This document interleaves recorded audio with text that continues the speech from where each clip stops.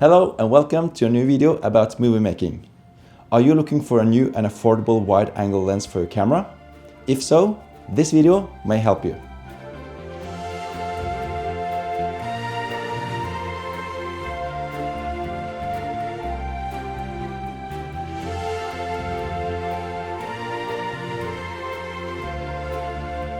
Besides making YouTube videos, I work full-time as a film director and a cinematographer.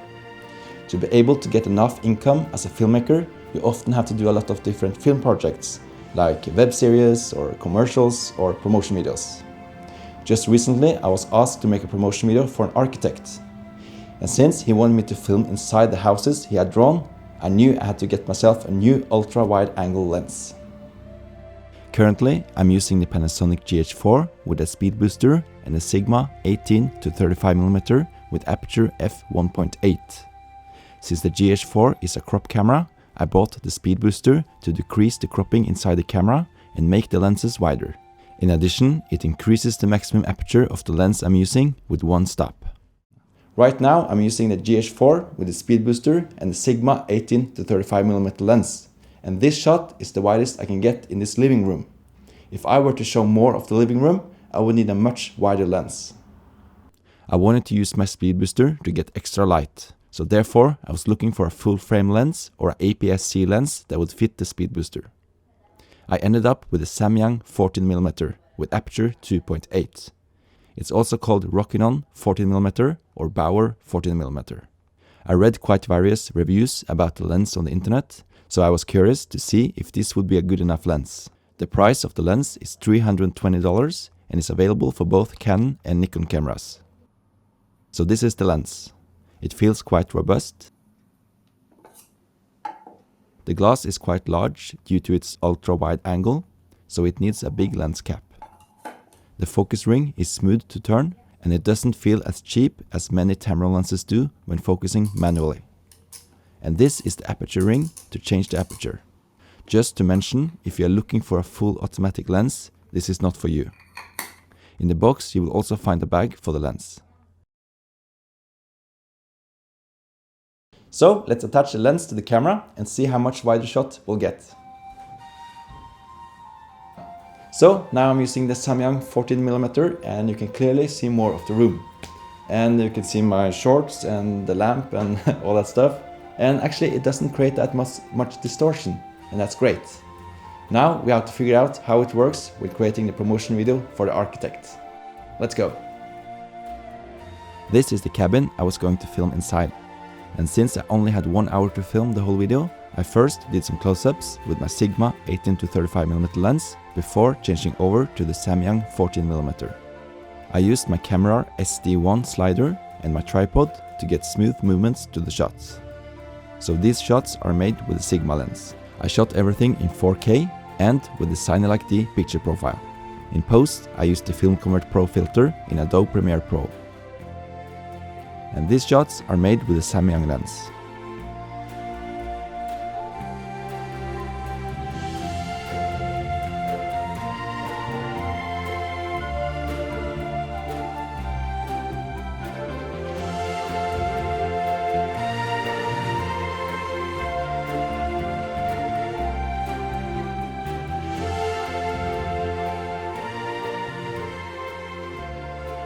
I was happy with the shots, and so was the architect.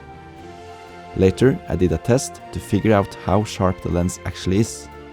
This is shot with Aperture 2.8, or in my case, 2.0, since I'm using the Speedbooster. And this is shot with Aperture 8. When zooming in digitally in the middle of both shots, you can't see any difference when it comes to sharpness. However, if we zoom into one of the corners of the frame, we will see some difference in sharpening. But overall, I think the sharpness is great, even with a wide open aperture. Since this is an ultra-wide lens, you will get some distortion, as you can see by looking at the tram rails at the bottom of the frame and the windows at the top of the frame. This is quite easy to fix in post. In After Effects, you can use an effect called optics compensation and straighten out the shot.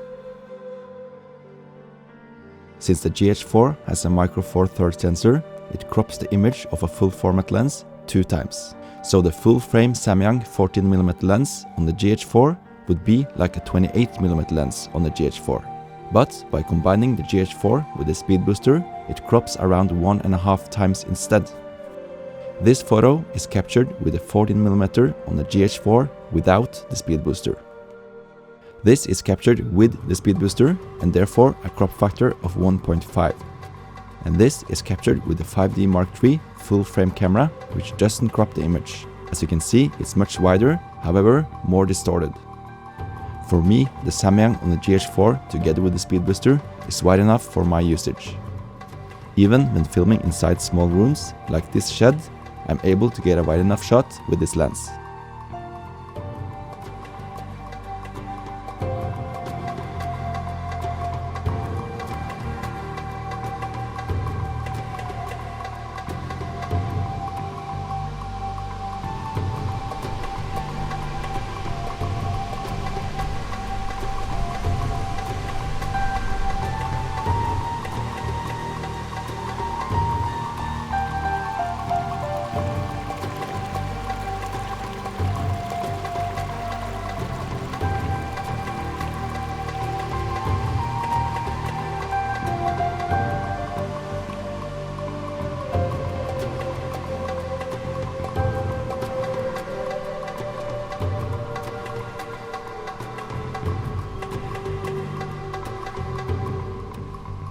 There are other affordable lenses out there which can shoot wide-angle shots.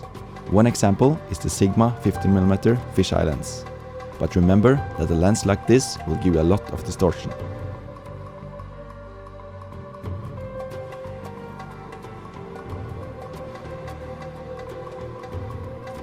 The downside with the Samyang lens, especially considering still photography, is the manual focus and the manual aperture. You can't adjust it from your camera. For filmmakers, however, this is not a big issue, so I'm fine with it. I did some still photos for a construction company, and these are taken with the Samyang lens. It doesn't have an image stabilization, so if you want to shoot handheld, you need to be quite stable to avoid shaky footage. That being said, it's not that hard to keep the shots steady, since the shots are ultra wide. I did a test and walked with the camera like this. In post, I added the warp stabilization effect, and this is the result.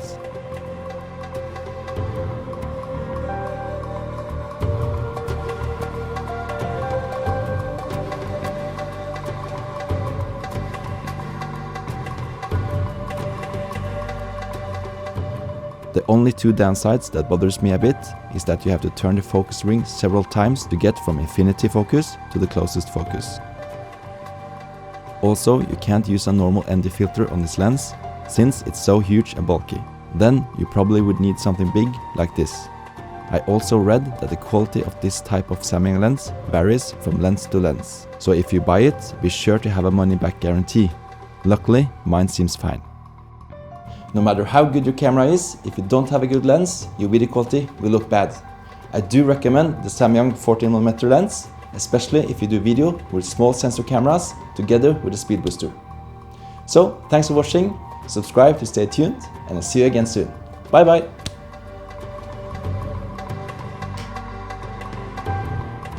So, if you are new to our channel, check our other videos by pressing one of the videos here, or visit our YouTube page.